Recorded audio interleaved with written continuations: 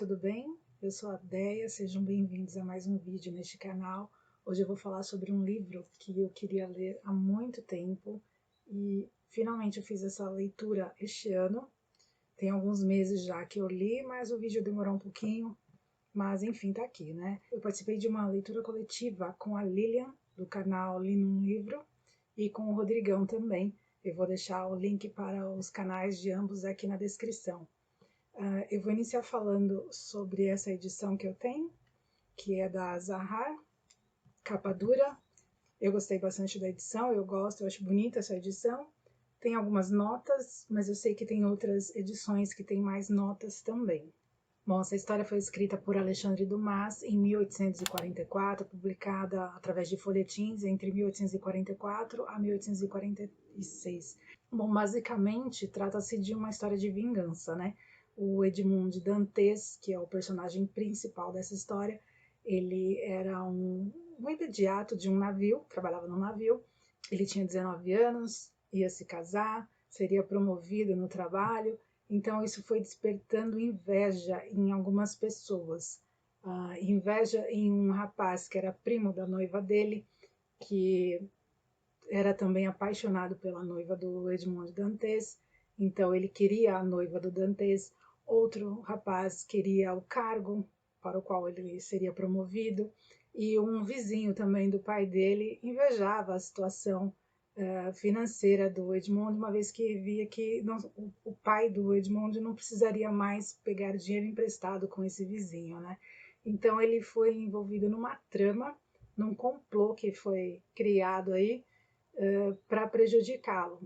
E aí o que acontece? Ele vai preso no dia do casamento dele, ele não chega a se casar, ele é preso acusado de traição, porque chega uma denúncia dizendo que ele foi se encontrar com Napoleão Bonaparte na ilha de Elba e recebeu uma carta do Napoleão, então a denúncia dizia que ele estava em conluio, né, com Napoleão, então ele era um traidor. E aí ele vai preso. Na verdade, foi uma prisão injusta, porque ele apenas cumpriu uma ordem do seu patrão, que estava para morrer, pediu que ele entregasse uma carta, ele entregou e recebeu uma outra, endereçada a uma certa pessoa, né?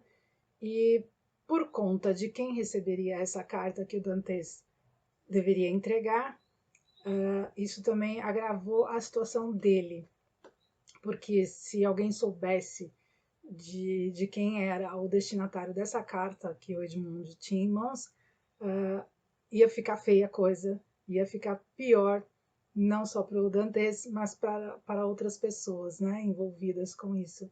Então ele foi aí acusado de traição, ficou preso, e a parte que mais me comoveu, que mais mexeu comigo, foi o capítulo 15, que é quando ele se dá conta de que ele não vai sair da prisão. Ele passa mais de 10 anos lá, em torno de 14 anos ele passa lá na prisão, e ele não recebe a visita da noiva, não recebe visita do pai, não tem notícias de ninguém, então cai a ficha para ele que ele nunca vai ser liberto dali, né? E ele tá lá num calabouço, na verdade, né? Numa espécie de calabouço onde ele não tem contato com ninguém, a não ser com o carcereiro que leva a refeição para ele, com os carcereiros que levam a refeição de acordo com os turnos destes, né? Mas ele percebe que ele não tem escapatória, que o final da vida dele vai ser ficar preso ali, e aí ele começa a blasfemar, ele começa a desistir da própria vida, e ele resolve tirar a própria vida, parando de se alimentar. E essa parte eu achei muito marcante, né? Porque imagina você ser acusado de algo que você não fez e ficar preso durante muitos anos, não conseguir ver a sua família, enfim, não conseguir sequer o direito de defesa, né? Porque algumas pessoas até tentaram defendê-lo, mas tudo acabava em pizza, né? Não literalmente na época, mas enfim. E aí, quando ele decide realmente pôr um fim à própria vida, ele acaba conhecendo um outro preso, que é o Abade Farias, que vai ser então o mentor dele, vai ser um segundo pai para ele, vai ensinar muita coisa pro Edmund. É através do Abade Farias que ele consegue perceber, então, que ele caiu numa cilada, que ele foi vítima de uma cilada dos supostos amigos dele, né? Porque ele era uma pessoa muito ingênua.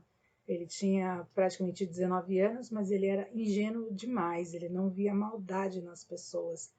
E quando você é uma pessoa assim que não vê maldade nos outros, é uma presa fácil, né? Para quem quer aprontar alguma coisa com você. E aí ele conversa bastante com o Abade Farias durante anos, e esse Abade, ele é considerado um louco por todos ali no presídio, né? Todo mundo acha que ele é louco, que ele só fala besteira, ele diz que é rico, que ele tem um tesouro e todo mundo zomba dele. E o Dantes, acreditando ou não que ele tem um tesouro, ele dá atenção. Ele é a única pessoa com quem ele pode conversar ali, né? Então, é a única pessoa que pode ouvi-lo. Então, ele dá ouvidos também ao Abade. E o Abade é uma pessoa espetacular, é um homem que a gente vê que ele tem muito conhecimento, ele é muito culto, ele é também poliglota, ele conta que ele herdou uma biblioteca com mais de 5.000 livros, e aí imagina, né? E aí ele fala que ele decorou diversos livros, mas os livros que são essenciais para ele, tanto culturalmente quanto de forma a conseguir sobreviver com o pouco que ele tem. A comida que ele recebe, ele acaba transformando parte dessa comida, ou seja, tanto da comida quanto também às vezes um vinho que ele pede para tomar e é servido, é permitido que ele tome uma vez ou outra, né, um pouco de vinho, tudo ele usa para transformar em algo com que ele possa, por exemplo, escrever. E ele escreve bastante lá. Então Edmund, ele é educado por esse abade, ele cresce culturalmente, ele passa a ser um homem culto também através do abade. E é o abade que vai fazer com que ele saia dessa prisão, né? Porque ele foge da prisão, não vou dizer como, mas enfim, ele foge. E a partir do momento que ele está fora da prisão é que ele vai então atrás da fortuna do abade, que o abade passou para ele. E ele então fica rico. Primeiro ele vai até o vizinho, o antigo vizinho do pai dele, né? Ele fica sabendo do que aconteceu com o pai, do que aconteceu com a noiva. E esse vizinho conta tudo para ele, nos mínimos detalhes, mediante pagamento que ele faz através de diamante para esse vizinho, né? Então ele tem a certeza de que ele foi realmente vítima de uma conspiração e aí ele vai se vingar de todo mundo. E aí tem um momento em que o Conde de Monte Cristo, que é o Edmond Dantes, está em Roma, no período de carnaval. E ele está com uns colegas lá que ele conheceu e vai acontecer uma execução, na verdade, duas execuções, né? 2 presos serão executados em praça pública e todo mundo está assistindo. Porém, acontece que um dos presos, que é o Pepino, que tem relação aqui também com o Conde, que a gente vai vendo aos poucos, né? Vai conhecendo quem é esse Pepino, ele é um bandido, o que ele fez, enfim. Ele recebe um indulto, ou seja, ele não será mais morto. E o outro preso, condenado à morte, fica revoltadíssimo, ele não quer morrer sozinho. Ou seja, o problema não é morrer sozinho. Então, enquanto eram os dois condenados à morte, tudo bem para ele. A partir do momento que o parceiro dele de prisão recebe esse indulto, ele não se conforma de maneira alguma. E aí ele fala assim: por que indulto para ele e não para mim? Devíamos morrer juntos. Prometeram-me que ele morreria antes de mim. Não podem me fazer morrer sozinho. Não quero morrer sozinho, não quero. Então essa parte é hilária, né? Porque ele não tá achando ruim que ele vai morrer, ele tá achando ruim que ele vai morrer sozinho. E aí o Conde de Monte Cristo fala assim: levem 2 carneiros para o açougue, 2 bois para o matadouro, e tente explicar a um deles que seu companheiro não morrerá. O carneiro balirá de alegria, o boi mugirá de prazer, mas o homem que Deus fez à sua imagem, o homem a quem Deus impôs como primordial, como única, como suprema lei, o amor pelo próximo, o homem a quem Deus conferiu a voz para exprimir seu pensamento, qual será seu primeiro grito ao saber que seu companheiro será salvo? Uma blasfêmia. Glória ao homem, essa obra-prima da natureza, esse rei da criação. Então, assim, eu acho achei espetacular essa frase e resume realmente, né, o que acontece ali naquela cena. Bom, aqui no final do livro eu senti que o autor, provavelmente seu colaborador também, enfim, correram um pouco. Pode ser só uma impressão minha, mas eu senti isso. Porque, como eu falei, são vários personagens e o autor ele se preocupou em criar uma história perfeitinha para cada um deles. Mas para alguns personagens, o final dessa história ficou meio em aberto, parece que ele correu demais e não se atentou a esse detalhe.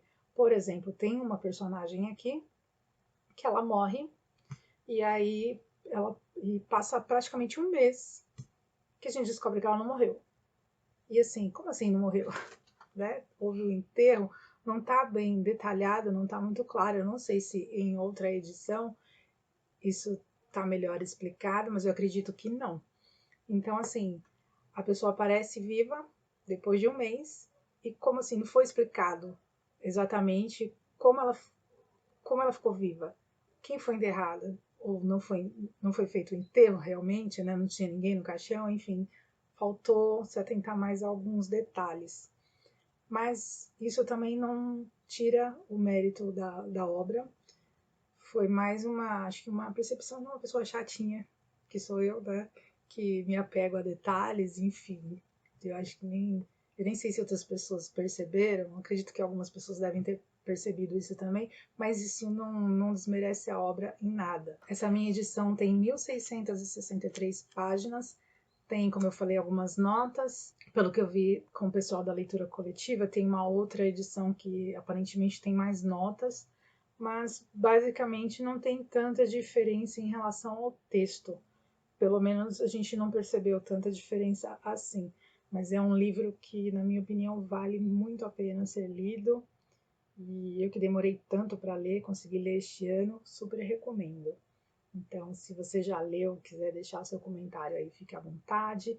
Eu agradeço por ter assistido esse vídeo até aqui e já aproveito para te pedir a gentileza de se inscrever no canal, caso não seja inscrito, curtir o vídeo, compartilhar, porque isso nos incentiva a trazer mais literatura para cá, enfim, mais conteúdo para cá e nos ajuda também a ter mais visibilidade aqui no YouTube.